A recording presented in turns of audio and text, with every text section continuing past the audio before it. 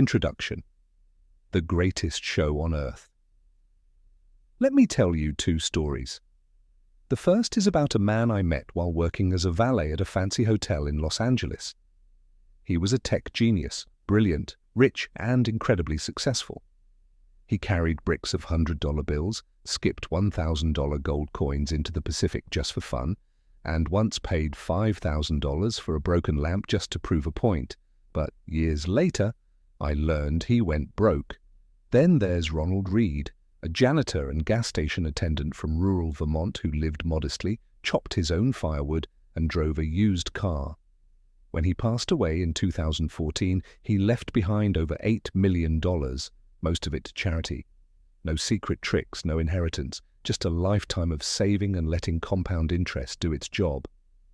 Now here's the question. How can someone with no formal education outperform a Harvard-trained executive?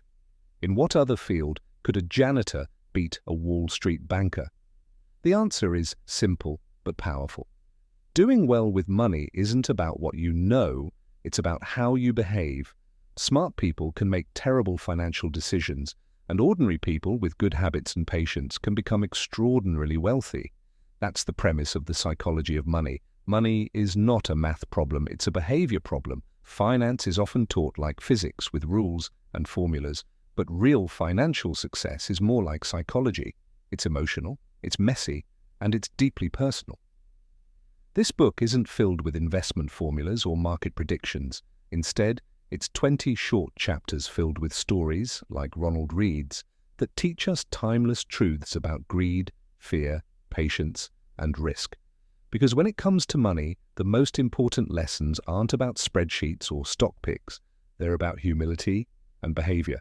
So if you want to get better with money, don't just learn how it works, learn how you work. That's what the psychology of money is all about. Chapter 1. No one's crazy. Our personal experiences with money make up an incredibly tiny fraction of all the financial history in the world, yet they shape about 80% of how we think money works.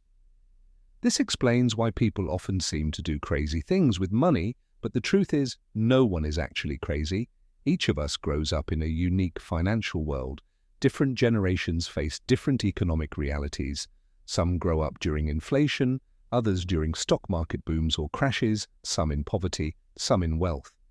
These experiences shape our views on risk, investing, and money in ways others might never fully understand.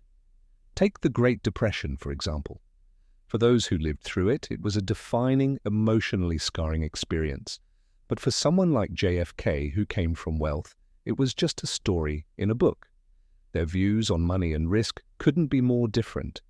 This idea extends to all kinds of money decisions.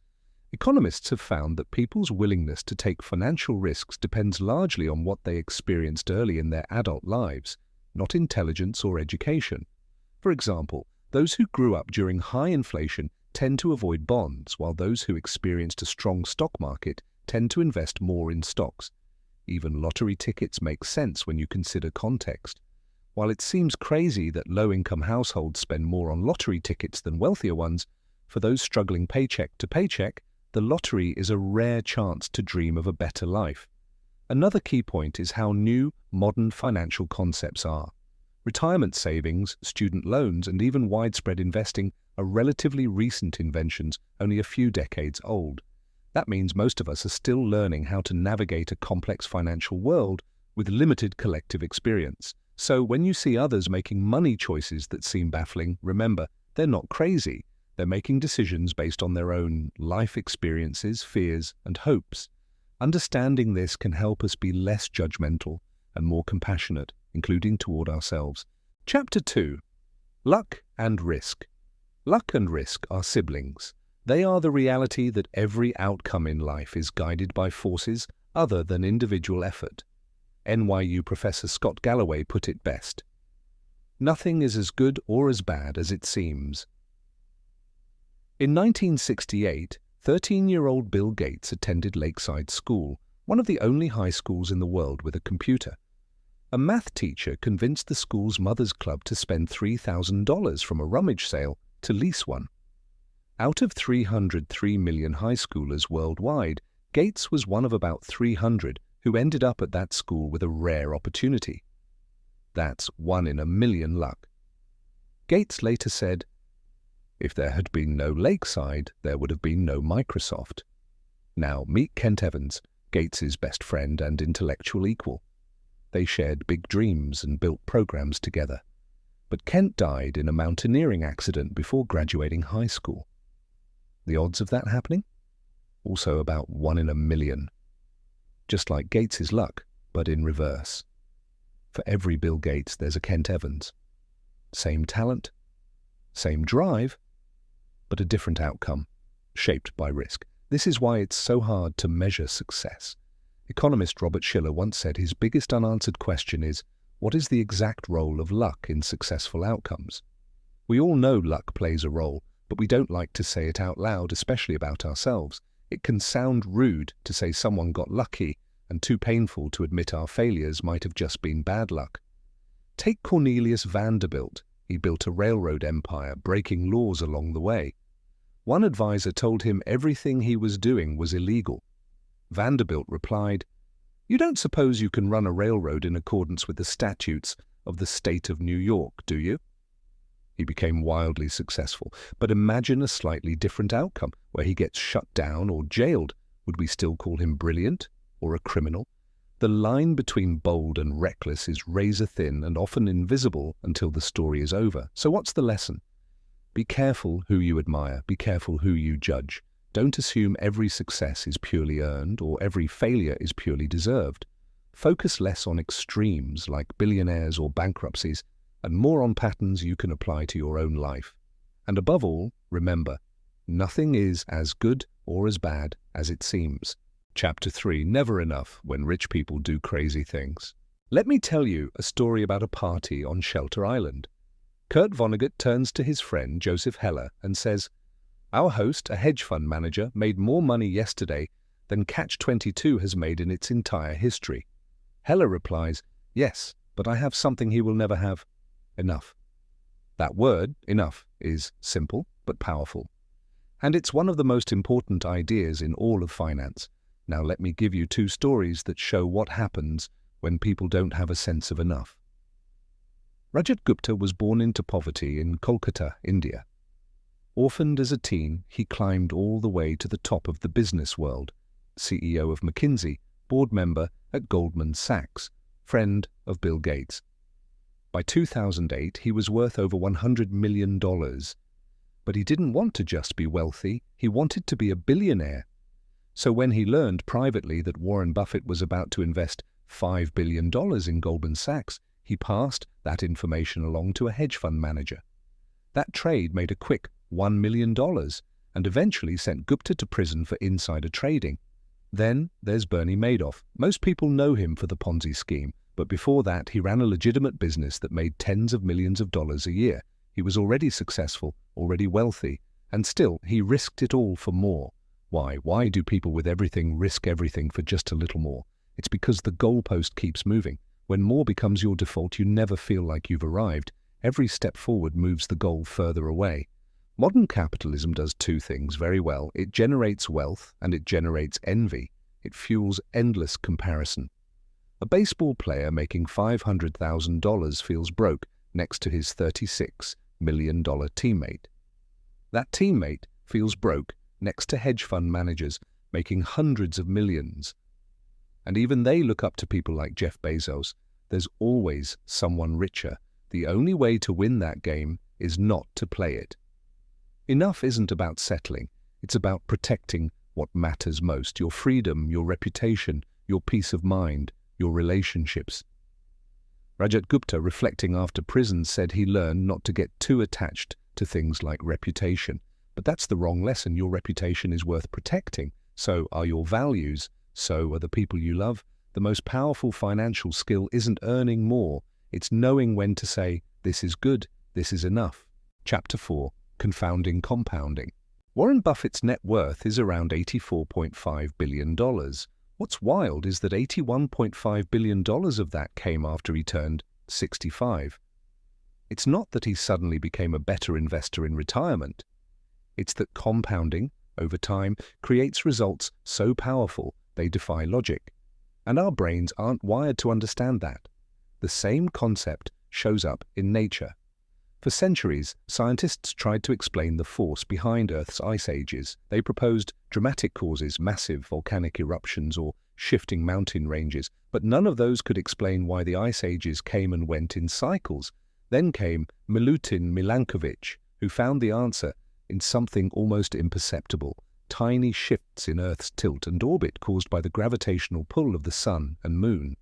These shifts changed how much sunlight each hemisphere received over tens of thousands of years. But here's the real insight. It wasn't harsh winters that created glaciers, it was slightly cooler summers. Summers that weren't warm enough to melt all the snow from the winter. That snow stuck around, attracted more snow, and reflected more sunlight, making future summers even cooler. Before long, you had a feedback loop and an entire ice age. What's the lesson? Tremendous change doesn't always come from tremendous force. A small edge, sustained over time, can produce outcomes that look magical. And that's how money works. Buffett is often celebrated for being a great investor. And he is. But his real secret isn't just skill, it's time. He's been investing since he was 10 years old, and he's never stopped. If he had started in his 30s and retired in his 60s, you probably wouldn't know his name. Here's a thought experiment. Imagine Buffett had the same skill, earned the same amazing returns, 22% a year, but started at 30 with $25,000 and retired at 60. His net worth today, about $12 million. That's 99.9% less than what he's actually worth. Now take Jim Simons, a legendary investor who's averaged 66% returns annually, triple Buffett's rate, but he started in his 50s. His net worth, $21 billion, still massive, but only a quarter of Buffett's. That's the mind-bending nature of compounding. It doesn't just reward high returns, it rewards longevity. The same dynamic plays out in technology. In the 1950s, hard drives held 3.5 megabytes. Growth seemed linear. Then, almost overnight, we jumped to gigabytes, then terabytes. From 1950 to 1990, we gained a few hundred megabytes. From 1990 to now, we gained 100 million megabytes. And we underestimate compounding because our brains expect linear growth. We think in terms of 8 plus 8 plus 8, not 8 times 8 times 8. So when people focus entirely on earning the highest possible returns, they often miss the bigger picture. Successful investing isn't about getting the biggest hits. It's about earning good returns consistently over the longest time possible. In other words, shut up and wait. Chapter 5. Getting wealthy versus staying wealthy. Good investing is not necessarily about making good decisions. It's about consistently not screwing up. There are a million ways to get wealthy, but only one way to stay wealthy. Some mix of frugality and paranoia. It's a lesson we don't talk about enough. Let me tell you a story. Jesse Livermore was one of the greatest traders of his time. By the age of 30, he was worth the equivalent of $100 million. In the 1929 crash that triggered the Great Depression, while many were ruined, Jesse made over $3 billion by betting the market would fall. That same week, another man, Abraham Jamansky, a wealthy real estate developer, lost everything. Witnesses last saw him tearing ticker tape in despair. He vanished, likely a casualty of the crash. Two men, one became richer than ever, the other disappeared. But fast forward 4 years, Jesse Livermore lost everything. Overconfident, he kept making bigger bets. Eventually he broke and took his own life. Both men were brilliant at getting rich, but neither was good at staying rich. That's the heart of it. Getting money requires optimism and risk-taking, but keeping it? That takes humility and fear, and understanding that what you've built can vanish overnight. That's what survival is about. Take Warren Buffett. We obsess over how he picks stocks, but the real secret to his success is survival. He didn't over-leverage. He didn't panic in recessions. He invested steadily for over 70 years. That's what compounding needs. Time. And time demands survival. Now contrast that with Rick Guerin. He was investing alongside Buffett and Munger. Just as smart, just as driven, but he was in a hurry. He used margin loans, and when the market tanked, he was forced to sell. Buffett bought his shares cheap. Rick didn't survive. The lesson? More than I want huge returns, I want to be financially unbreakable. Holding cash during a bull market feels foolish, but if it saves you during a crash, it can be the best decision you make. Good planning isn't about precision, it's about flexibility. Assume your plan will go off track. Build in room for error. That margin of safety lets you endure what others can't. And finally, embrace a barbelled mindset, optimistic about the long term, paranoid about the short term. Know that progress often comes wrapped in chaos.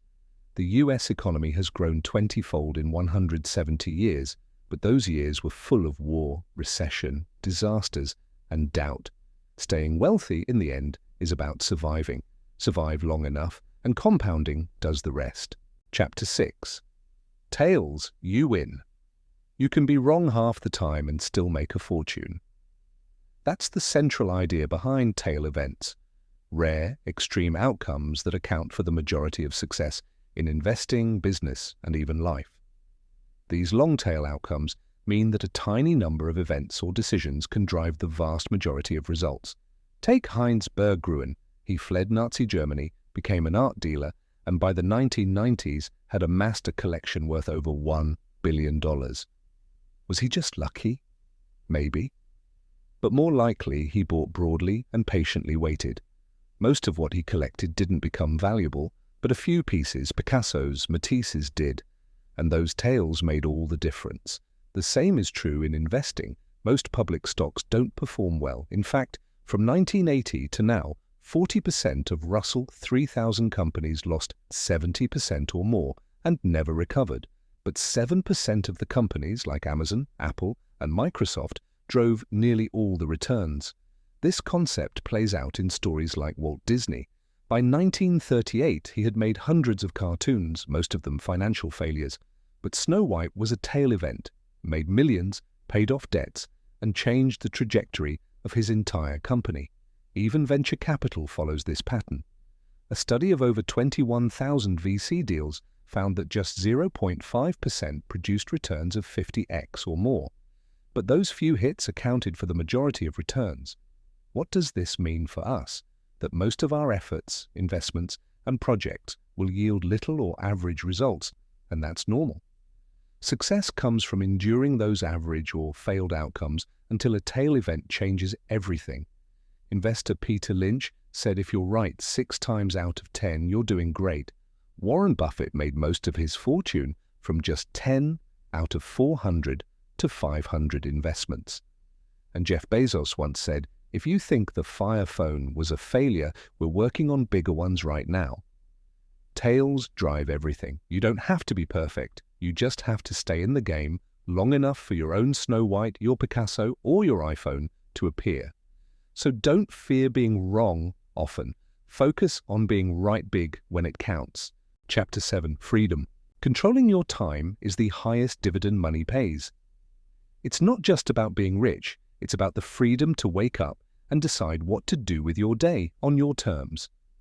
Wealth, for most people, isn't about Ferraris or designer clothes. It's about autonomy. The ability to say, I can do whatever I want today, is a quiet, powerful form of happiness. And across studies, the one thing consistently linked to happiness isn't income or education. It's the sense that you're in control of your life. Money's greatest intrinsic value is its ability to give you time. Not fancy things, time.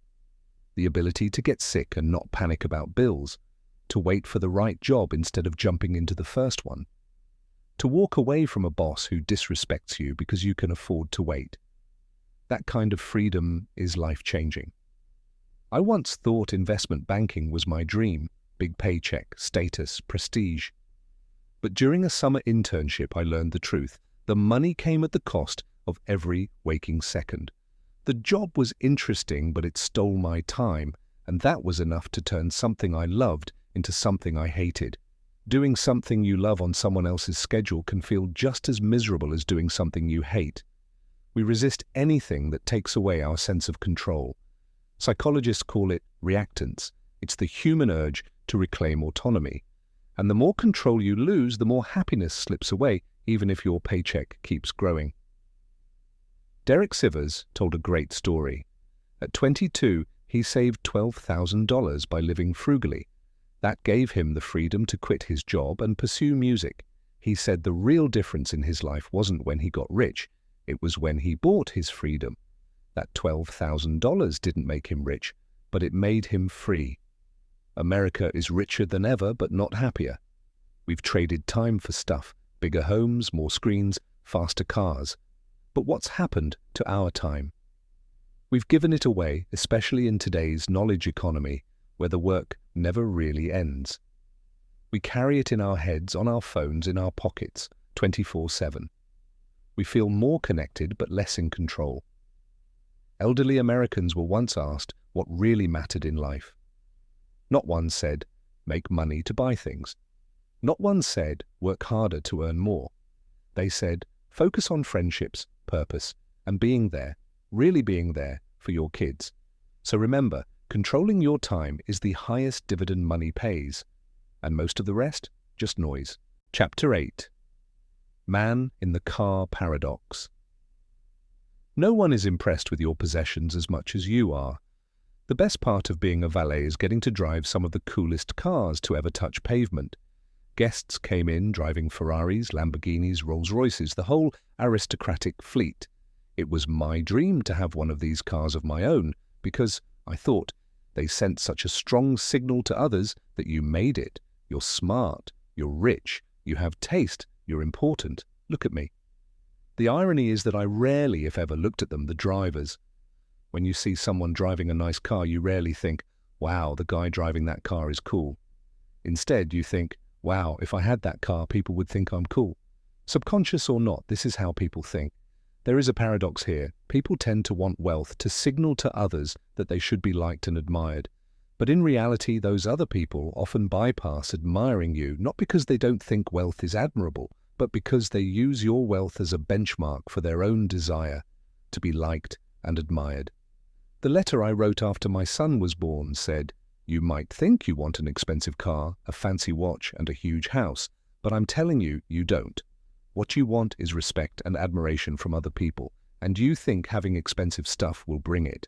It almost never does, especially from the people you want to respect and admire you. I learned that as a valet when I began thinking about all the people driving up to the hotel in their Ferraris, watching me gawk. People must gawk everywhere they went, and I'm sure they loved it. I'm sure they felt admired. But did they know I did not care about them, or even notice them? Did they know I was only gawking at the car and imagining myself in the driver's seat? Did they buy a Ferrari thinking it would bring them admiration without realizing that I, and likely most others who are impressed with the car, didn't actually give them, the driver, a moment's thought? Does this same idea apply to those living in big homes? Almost certainly. Jewelry and clothes? Yep. My point here is not to abandon the pursuit of wealth, or even fancy cars. I like both. It's a subtle recognition that people generally aspire to be respected and admired by others, and using money to buy fancy things may bring less of it than you imagine. If respect and admiration are your goal, be careful how you seek it.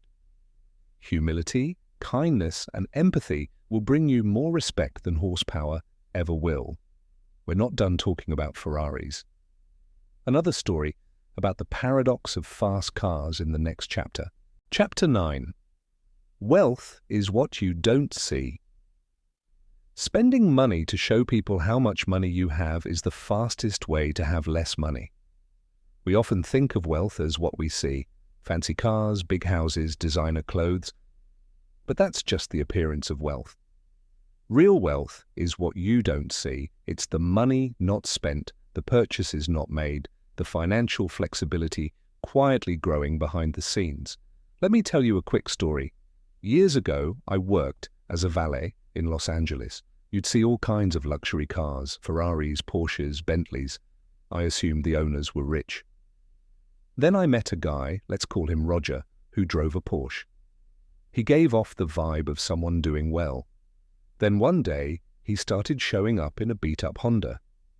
Turns out his Porsche had been repossessed. Roger wasn't wealthy, he was just good at looking rich. And LA is full of Rogers.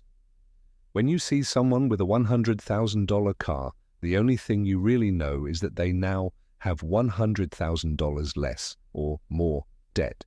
You don't know how much they saved, invested, or sacrificed. You only see the result of what they spent, not what they kept. Here's the irony. Being rich is about current income. Being wealthy is about savings and long-term options. Rich people show you their money. Wealthy people don't have to.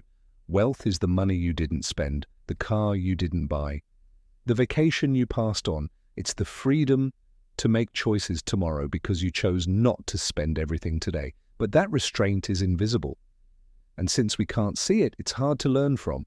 We learn best by imitation, but how do you imitate something you can't observe? That's the tricky part. Wealth is like declining dessert after a hard workout. It's self-control. It doesn't feel glamorous in the moment, but over time, it compounds into freedom. The world is full of people who look rich and are broke, and people who look average but are truly wealthy. So when you think about success, yours or someone else's, remember that wealth is quiet. It's the part of money that buys you time, peace, and choices. And that, in the end, is what makes it so powerful. Chapter 10. Save money. The only factor you can control generates one of the only things that matters. How wonderful! Let me convince you to save money. It won't take long, but it's a strange thing to even have to do, isn't it? Do people really need to be persuaded to save? From what I've seen, yes, they do. Once people pass a certain income level, they generally fall into three groups: those who save, those who don't think they can save, and those who don't think they need to. This message is for the latter two. Here's the first simple truth. Building wealth isn't really about how much you earn or how well your investments perform. It's about how much you save. That's the one factor you control, and it has an outsized impact. Think of it like energy efficiency. In the 1970s, the world thought we were running out of oil, but we didn't just find more oil, we got better at using less of it. Cars became more efficient, homes and factories too. In fact, the US uses 60% less energy per dollar of GDP today than it did in 1950. We grew our energy wealth not by increasing supply, but by decreasing need. The same principle applies to money. Big investment returns are great if they happen, but they're uncertain. Saving, on the other hand, is dependable. Being frugal is like financial efficiency. You don't know what the market will do, but you do know what your spending will be. And here's the real kicker. Wealth isn't your income. Wealth is just the leftovers after you spend what you earn. You don't need a big income to build wealth. You need a big savings rate. In fact, you can be a better investor than someone else and still fall behind if your lifestyle demands more. If I can live on less and save more, I win, even with lower returns. That's why the most powerful financial move isn't always earning more, it's desiring less. And that often means caring less about impressing others. Many people struggle to save because their spending is driven by ego. Not need, not even want, just ego. When you define savings as the gap between your ego and your income, it becomes clear why so many high earners have so little saved. The ability to save is a quiet rebellion against the pressure to keep up. And the people who win at money aren't always those who hustle hardest or earn the most. They're the ones who value independence over image. And you don't need a reason to save. You don't have to be saving for a car or a house or retirement. Saving is simply a hedge against life's inevitable surprises. It gives you control, it gives you options, it gives you time. And in a world that's moving faster and becoming more competitive, flexibility might just be your most valuable asset. So yes, save money, not just for a goal, but for freedom, for the chance to say no, for the ability to change your life on your terms. Because the return on that kind of control, it's incalculable. Chapter 11. Reasonable greater than rational. Aiming to be mostly reasonable works better than trying to be coldly rational. People often think the goal in finance is to be as rational as possible. But here's the truth. It's more effective to aim for being reasonable. You're not a robot. You're a human. Emotional, flawed, tired, and distracted. And when it comes to money, that matters more than you think. Let me show you what I mean with a strange story. In the early 1900s, a psychiatrist named Julius Wagner Jauregg noticed something odd. Patients with syphilis sometimes improved if they also had a fever. So he leaned into that theory hard. He started infecting patients with diseases like malaria to intentionally trigger fevers. Dangerous? Absolutely. Some patients died, but many recovered. In fact, more recovered than with any other method at the time. It worked well enough that he won a Nobel Prize. Now here's the kicker. Today, we know fevers do help fight infection. But despite the science, almost everyone still tries to suppress them the moment they appear. Why? Because fevers hurt. And when you're sick, you just want to feel better. That gap between what's technically right and what's realistically tolerable is everything in personal finance. Academics love strategies that are mathematically perfect. But the best strategy is the one you'll actually stick with. That's why being reasonable beats being rational. Take Nobel Prize-winning economist Harry Markowitz. He developed a whole theory on the best way to invest. But when it came to his own money, he didn't follow the math. He split his portfolio 50-50 between stocks and bonds, not because it was optimal, but because it helped him avoid future regret. People think loving your investments is irrational, but if caring about what you own makes you less likely to panic and sell during a downturn, it's not irrational, it's an edge. Anything that keeps you in the game increases your odds of success. That's why so many behaviors that look irrational, like investing in your own country, buying a few individual stocks just for fun, or supporting your kid's hedge fund, can actually be the most reasonable decisions you make. They help you stay committed. Finance isn't about being perfect. It's about surviving, adapting, and sticking around long enough to let the odds work in your favor. So don't aim to be coldly rational with your money. Aim to be pretty reasonable. That's not a compromise, it's a strategy. Chapter 12. Surprise.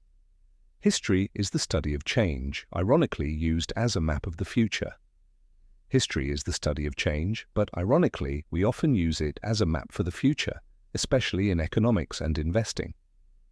Stanford professor Scott Sagan once said, "Things that have never happened before happen all the time."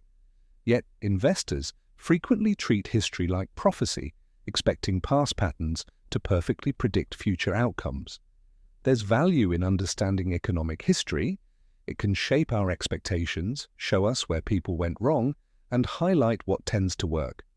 But relying on it too literally is dangerous. I call this the historians as prophets fallacy. Investing is not a hard science like geology or medicine. It's a messy field shaped by human emotion, nervousness, greed, fear. That unpredictability makes it hard to use the past as a solid guide to the future.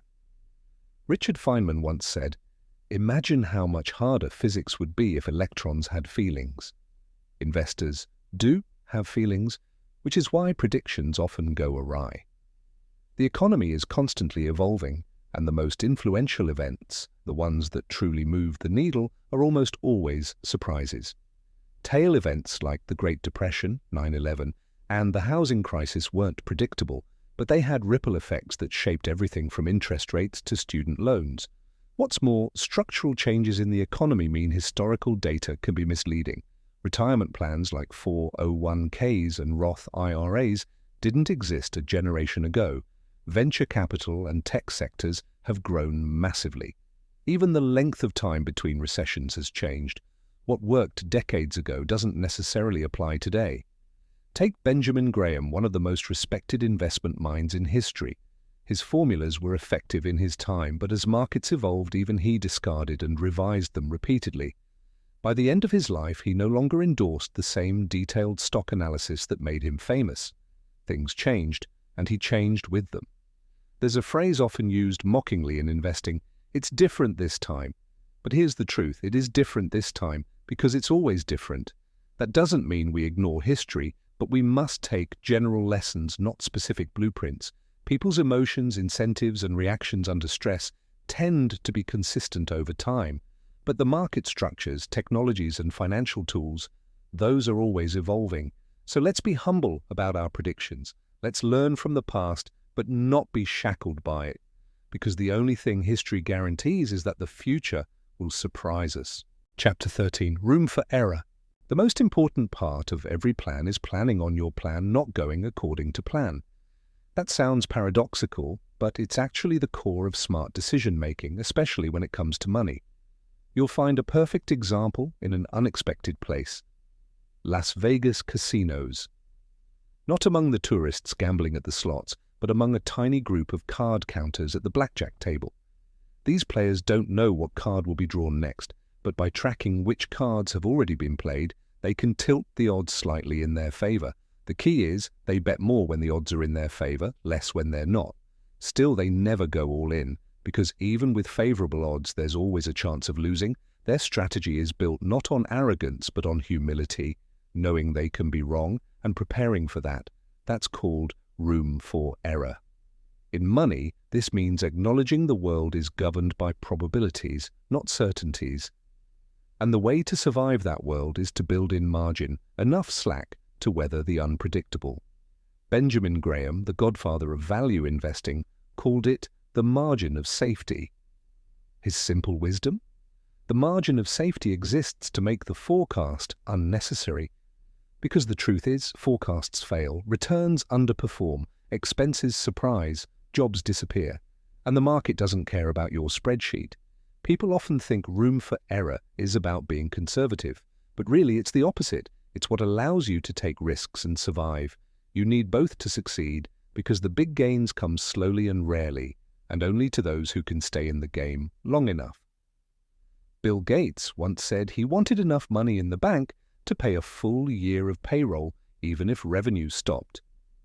Warren Buffett said he'd rather sleep well than chase an extra dollar. That's room for error. It's the difference between enduring short-term chaos and being wiped out by it. And it's not just numbers.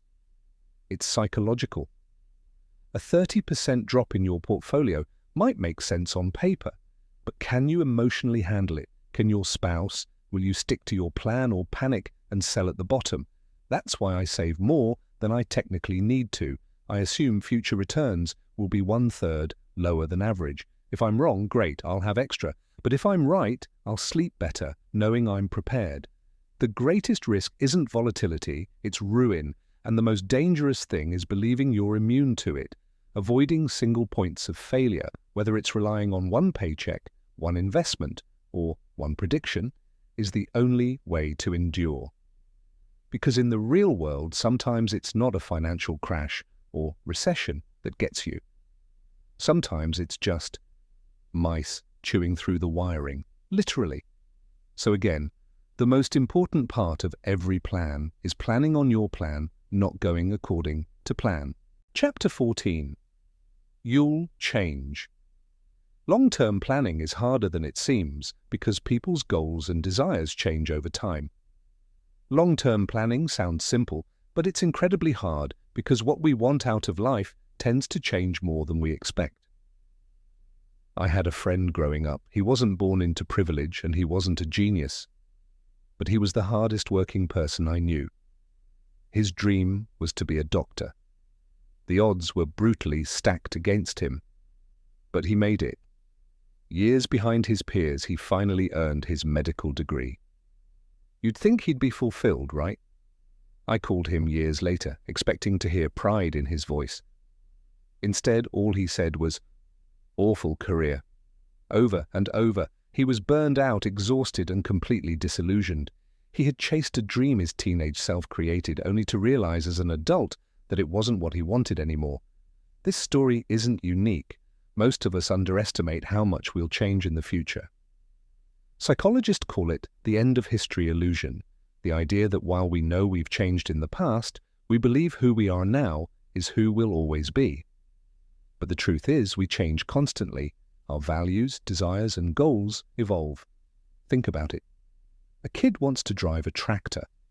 As a teen, that becomes, "I'll be a lawyer." As an adult, the long hours make them dream of something with more balance. Then they have kids, childcare is expensive, and suddenly they're a stay-at-home parent.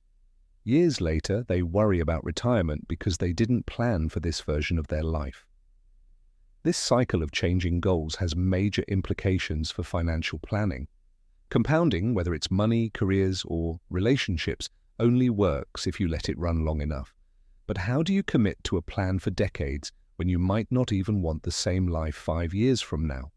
One strategy is balance. Avoid extremes. Don't assume you'll always be happy on a tiny income, and don't kill yourself for maximum wealth. Extremes can wear off. Regret, however, tends to stick. Aim for moderate savings, moderate work hours, and moderate time with family. That's more sustainable. And most importantly, accept the reality of change. Don't stay in a career just because your 18-year-old self chose it. One of the best pieces of advice comes from psychologist Daniel Kahneman. When asked how he could throw away an entire chapter he spent weeks writing, he said, "I have no sunk costs." That mindset is powerful. Clinging to past goals can make your future self a prisoner of your past self. Letting go quickly, without guilt, can be the fastest way to get back on track and let compounding work in your favor. Chapter 15. Nothing's free. Everything has a price, but not all prices appear on labels. Nothing is truly free. Everything has a price, even if that price doesn't come with a label. In life and in money, the biggest challenge often isn't just knowing what we want. It's recognizing the cost and being willing to pay it. And the trickiest part? The price of most worthwhile things doesn't show up until the bill is overdue. Take General Electric. In 2004, it was the most valuable company in the world, the gold standard of American business. Then a few bad bets, and the 2008 financial crisis hit, and it unraveled. By 2018, its stock had fallen from $40 to $7. CEO Jeff Immelt took the blame, and rightly so. But on his way out, he made an important point. Every job looks easy when you're not the one doing it. We often underestimate the true price of leadership, of investing, of success, because we're only watching from the outside. The same goes for investing. Hold for the long run, they say. It's great advice, but that long run includes crashes, fear, regret, and doubt. These are the true prices of market returns, not dollars and cents, but emotional costs. The S&P 500 returned 11% annually over 50 years. All you had to do was sit tight. Easy, right? But would you say the same while watching your portfolio drop 30% in a single year? Netflix returned over 35,000% from 2002 to 2018, but it traded below its all-time high on 94% of days. Monster Beverage did even better, but it spent 95% of the time underwater. High returns come with high discomfort. That's the price. That's the fee. But many investors try to dodge it. Like someone trying to steal a car instead of buying one, they attempt to get the reward without paying the cost. They trade in and out. They try to time the market, and they almost always fail.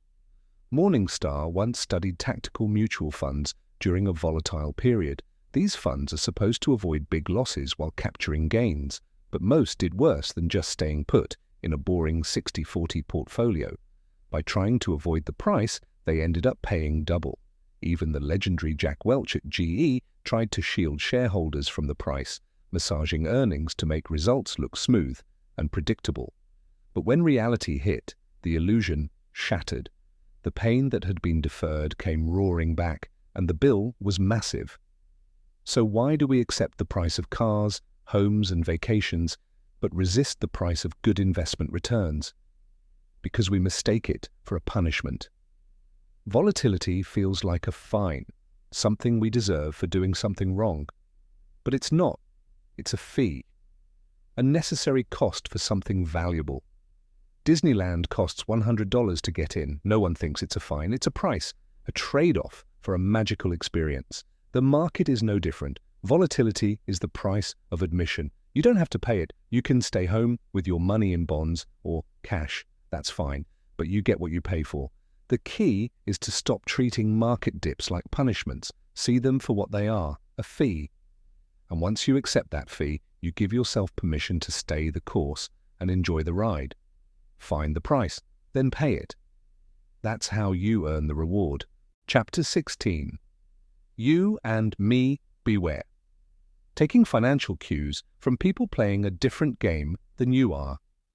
You and I have to be really careful about taking financial advice or even just cues from people who are playing a completely different game than we are, because when it comes to investing, not everyone's on the same field with the same goals or the same timelines.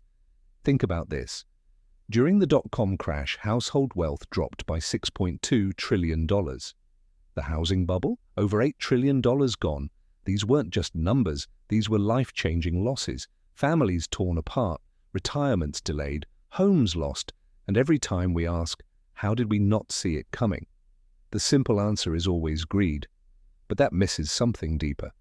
Most people didn't think they were being greedy. Their decisions made sense to them at the time. And when you dig into it, you realize that the real mistake wasn't just irrational optimism, it was that long-term investors started taking cues from short-term traders. Let's say you're buying a stock like Google. What you're willing to pay depends entirely on your game. A long-term investor values it based on decades of cash flow. A short-term trader might just care what the price will be next week. A day trader, they only care about what happens before lunch. So what looks like a ridiculous price to one person might make perfect sense to someone else. That's not irrational, it's just different timelines.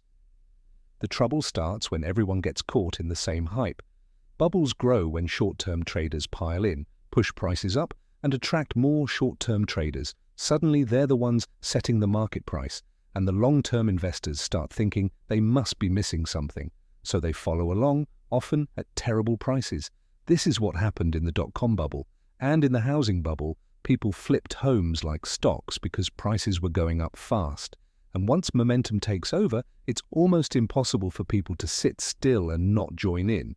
But here's the key. Bubbles become dangerous when long-term investors forget the game they're playing and start reacting to signals meant for a different game entirely. If you're planning to hold an asset for 30 years, what a day trader does with it this afternoon shouldn't matter to you. But too often, we see what others are doing, assume they know something we don't, and let it shake our own strategy. So, the most important thing you can do with your money is to know what game you're playing, write it down, define your timeline, define your goals. And when you see others making moves, ask yourself, are they even playing the same game as me? Because if they're not, their actions don't need to influence yours at all. Chapter 17. The Seduction of Pessimism. Optimism sounds like a sales pitch. Pessimism sounds like someone trying to help you. For reasons I have never understood, people like to hear that the world is going to hell. That's historian Deirdre McCloskey. And she's right. Pessimism doesn't just show up more often than optimism. It commands more attention. It sounds smarter. It feels more serious. Optimism? That gets dismissed as naive, out of touch, or blindly hopeful. But what if optimism is actually the more realistic, more reasonable bet? Let's define it first. Real optimism isn't believing that everything will always be great. That's complacency. Optimism is the belief that over time, the odds tilt in your favor. Yes, there will be setbacks, but progress happens because most people, on most days, wake up and try to make things just a little better. That's the foundation of optimism. And yet, pessimism always gets more airtime. In December 2008, as the financial crisis raged, the Wall Street Journal ran a front-page story about a Russian professor who predicted the United States would soon break into 6 pieces: Alaska, back to Russia, California, part of China, Texas, under Mexico. It was absurd, but it was also captivating, the kind of wild pessimism that gets taken seriously. The flip side, saying everything will get dramatically better, wouldn't even be published, let alone land on the front page. Imagine someone in post-war Japan in 1946 saying, "Cheer up, soon our economy will grow 15 times larger, life expectancy will nearly double, and we'll become a global tech leader." That person would have been laughed out of the room. And yet, that's exactly what happened. Wild optimism, when realized, feels unbelievable in hindsight. But wild pessimism gets a platform up front. Why? Because pessimism grabs us. Tell someone everything will be fine and they'll nod and move on. Tell them they're in danger. Now you have their full attention. There's a reason that losses feel worse than gains feel good. Daniel Kahneman called it loss aversion, and it's wired into our survival instincts. Financially, this creates a bias. Money affects everyone, so anything threatening it, like recess. Chapter 17. The seduction of pessimism. Optimism sounds like a sales pitch. Pessimism sounds like someone trying to help you. For reasons I have never understood, people like to hear that the world is going to hell. That's historian Deirdre McCloskey, and she's right. Pessimism doesn't just show up more often than optimism. It commands more attention. It sounds smarter. It feels more serious. Optimism? That gets dismissed as naive, out of touch, or blindly hopeful. But what if optimism is actually the more realistic, more reasonable bet? Let's define it first. Real optimism isn't believing that everything will always be great. That's complacency. Optimism is the belief that over time, the odds tilt in your favor. Yes, there will be setbacks, but progress happens because most people, on most days, wake up and try to make things just a little better. That's the foundation of optimism. And yet, pessimism always gets more airtime. In December 2008, as the financial crisis raged, the Wall Street Journal ran a front-page story about a Russian professor who predicted the United States would soon break into 6 pieces. Alaska, back to Russia. California, part of China. Texas, under Mexico. It was absurd, but it was also captivating, the kind of wild pessimism that gets taken seriously. The flip side, saying everything will get dramatically better, wouldn't even be published, let alone land on the front page. Imagine someone in post-war Japan in 1946 saying, "Cheer up, soon our economy will grow 15 times larger, life expectancy will nearly double, and we'll become a global tech leader." That person would have been laughed out of the room. And yet that's exactly what happened. Wild optimism, when realized, feels unbelievable in hindsight. But wild pessimism gets a platform up front. Why? Because pessimism grabs us. Tell someone everything will be fine and they'll nod and move on. Tell them they're in danger. Now you have their full attention. There's a reason that losses feel worse than gains feel good. Daniel Kahneman called it loss aversion, and it's wired into our survival instincts. Financially, this creates a bias. Money affects everyone. So anything threatening it, like recessions, inflation, crashes, becomes a front-page story. A 1% market gain may be a blurb, a Agi Sazalikos essays, blood-red headlines. And declines always demand an explanation, while growth gets taken for granted. But pessimists also tend to make one big mistake. They forget that people adapt, markets adjust, technologies evolve. In 2008, predictions were made that China's demand for oil would soon outstrip global supply, dooming us to energy collapse. What happened? Fracking and new drilling technologies boomed, oil production surged. We innovated our way forward, just like we've done again and again. Progress happens slowly, it compounds. Setbacks, those happen fast. That's why pessimism feels so immediate and real. But optimism, built over time, quietly reshapes the world. The Wright brothers flew in 1903, but no one cared for years. They were ignored, even mocked. It wasn't until 1908 that people started to believe in flight, and even then the plane was underestimated for years. This pattern repeats. Heart disease deaths have fallen 70% since the 1960s. That's hundreds of thousands of lives saved annually, but because it happened slowly, it draws less attention than the sudden impact of disasters or crises. So here's the takeaway. The price of long-term progress is short-term pain, volatility, loss, uncertainty. But if you're not willing to endure those, you miss out on the long-term reward. Stephen Hawking once said, "My expectations were reduced to 0 when I was 21. Everything since then has been a bonus." That mindset, expecting difficulty but moving forward anyway, is what true optimism looks like, because expecting the world to get worse might feel smart, but betting on progress, even through setbacks, that's the more rational and surprisingly resilient path forward. Chapter 18. When you'll believe anything. Appealing fictions and wise stories are more powerful than statistics. Imagine an alien dispatched to Earth. His job? To study our economy. He circles above New York City to assess the state of things. On New Year's Eve 2007, he hovers over Times Square. He sees tens of thousands of happy partygoers surrounded by bright lights, fireworks, monstrous billboards and TV cameras. It's loud, it's bright, it's electric. 2 years later, New Year's Eve 2009, he returns. And it looks the same. Same lights, same crowds, same buzz. So he digs deeper. He sees the same number of people rushing around, the same office buildings, the same desks, same computers, same internet, same factories, same highways, same universities. In fact, some things even look better. Smartphones are everywhere, computers are faster, medicine has advanced, social media has exploded, cars are more efficient, and clean energy is growing. By every visual cue, the economy looks as strong or stronger than it was in 2007. Then he looks at the numbers, and they blow his circuits. US households are $16 trillion poorer. 10 million more Americans are unemployed. The stock market is worth half of what it was.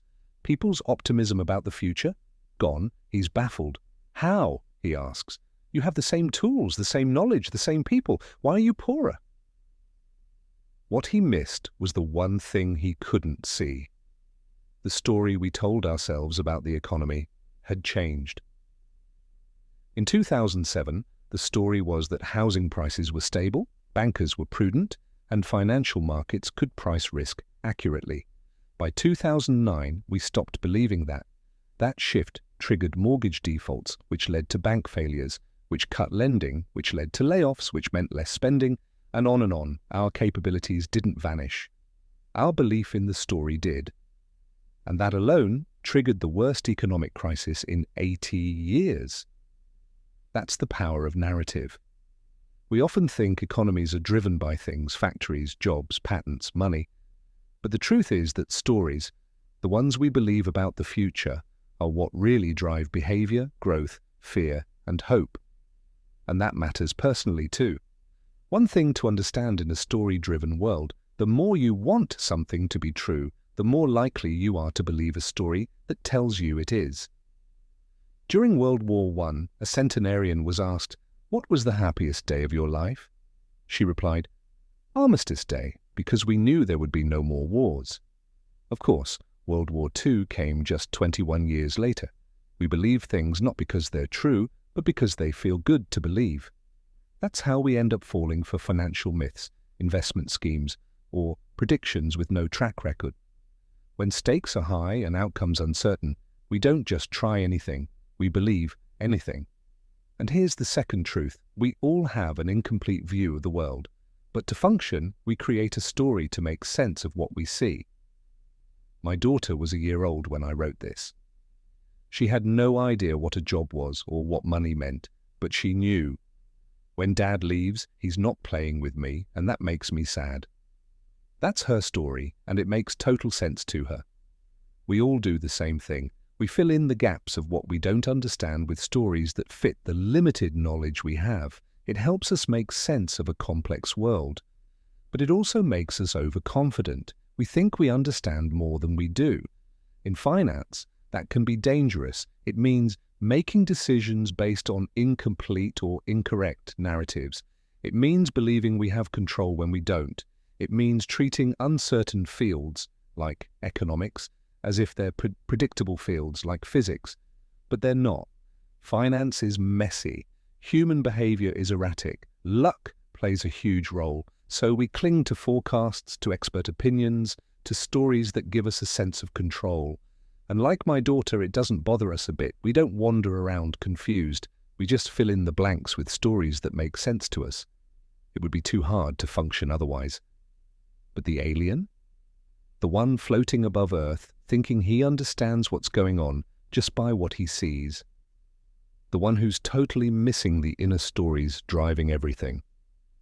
That alien is all of us. Chapter 19. All together now. What we've learned about the psychology of your own money. Congratulations, you're still here, still listening. That alone says a lot. Now it's time to tie together some of the lessons we've picked up about the psychology of money. This chapter is a kind of summary, a collection of short, actionable insights that can help you make better financial decisions. But first, let me tell you a quick story. In 1931, a man named Clarence Hughes went to the dentist with a bad toothache. The dentist put him under anesthesia to ease the pain. But when Clarence woke up, 16 of his teeth were gone and his tonsils had been removed. A week later, he died from complications. His wife sued the dentist not because of the surgery itself, but because Clarence never consented to it. At that time, the idea that patients should have a say in their own treatment wasn't really accepted. Doctors believed their job was to cure and that there was a single right way to do that. So why ask the patient? Over time, that changed. Medical schools began shifting their focus from treating diseases to treating people, recognizing that patients value different things, tolerate pain differently, and have their own ideas about what's worth it. That same idea applies to money. Financial advice, like medical advice, has universal truths, but what you do with your money should depend on who you are. I don't know your goals, I don't know your fears or your timeline, so I won't tell you what to do, but I can share what tends to work. Ideas you can interpret and apply however fits your life. First, stay humble when things go right, and be forgiving when they go wrong. Luck and risk play massive roles in outcomes, and they're hard to see clearly in the moment. You'll be more grounded and likely more successful if you respect that uncertainty. Second, less ego, more wealth. Wealth is what you don't see. It's the money you haven't spent. Saving is about the space between your ego and your income. No matter how much you earn, you'll only build wealth if you can resist the temptation to spend every dollar. Third, manage your money in a way that helps you sleep at night, not in a way that impresses anyone else or hits some ideal return. Peace of mind is personal. Make that your benchmark. Fourth, extend your time horizon. Time is the most powerful force in investing. It magnifies small wins and softens big losses. Give things time to compound, and the odds begin to work in your favor. Fifth, get comfortable with being wrong. Often, you can be wrong half the time and still do well because in investing, a few big winners usually make up for the losers. Don't obsess over each individual investment. What matters is your overall strategy and long-term outcomes. Use your money to buy control over your time. That might be the single greatest return you'll ever get. The freedom to do what you want, when you want, with who you want. There's no dollar amount that beats that. Be nice, be humble. No one is as impressed by your stuff as you are. What most people really want is respect and admiration, not just from others, but from themselves. And those come more from character than from luxury. Save, just save, not always for something specific. Life throws curveballs, and saving for the unpredictable is just as important as saving for the planned. A pile of savings gives you options and flexibility when you need it most. Understand that the cost of success is often invisible. It might look like stress, doubt, or regret. These aren't punishments, they're fees, and many times they're worth paying. Build in room for error, the margin between what might happen and what must happen to be okay. That's your safety net, and it keeps you in the game long enough for compounding to work its magic. Avoid extremes. Life changes, and extreme decisions are the hardest to unwind later. Stay flexible, take risks, but fear the kind of risk that can ruin you. Ruin eliminates your ability to keep taking the smaller, beneficial risks over time. Finally, define the game you're playing. Don't be swayed by others who are playing a different game with their money. What works for them might be the worst thing for you. Finance is messy. People can disagree and still be right for themselves. There is no single answer. There's just what works for you. And now let me tell you what works for me. Chapter 20. Confessions. The psychology of my own money. There's a question billionaire investor Sandy Gottesman is known for asking in interviews. What do you own and why? Not what stocks look cheap or where the economy is headed. Just, what do you do with your money? Because what we actually do with our money often looks very different from what we recommend others do. And that gap isn't always hypocrisy. It's a reflection of how deeply personal money decisions are. Half of US mutual fund managers don't invest in their own funds. That sounds bad, but think of doctors who recommend aggressive treatments to patients, yet choose simple palliative care for themselves. It's not a contradiction, it's just human. When emotions are involved, health, family, financial goals, logic becomes personal. There is no universal truth. There's only what works for you. For me and my family, what works is simple: independence, not being rich, but being in control. The ability to wake up and say, I can do whatever I want today, without answering to anyone else. That's the goal. My parents taught me this. They lived frugally, even when they started earning more. My dad eventually just quit a high-stress job because he could. That kind of freedom left a mark on me.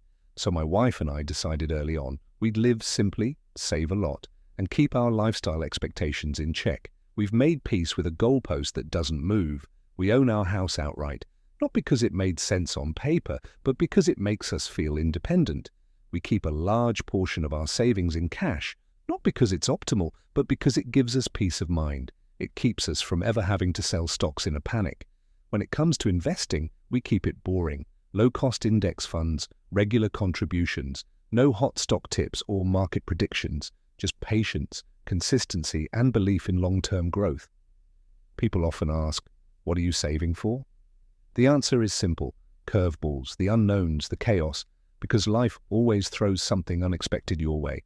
And if you're prepared, you're not just financially safe, you're psychologically free. That's our strategy. Independence over optimization, simplicity over complexity, sleep at night comfort over spreadsheet perfection. It may not work for everyone, but it works for us, and that's the point. No one is crazy. You just have to find what makes sense for you and stick with it.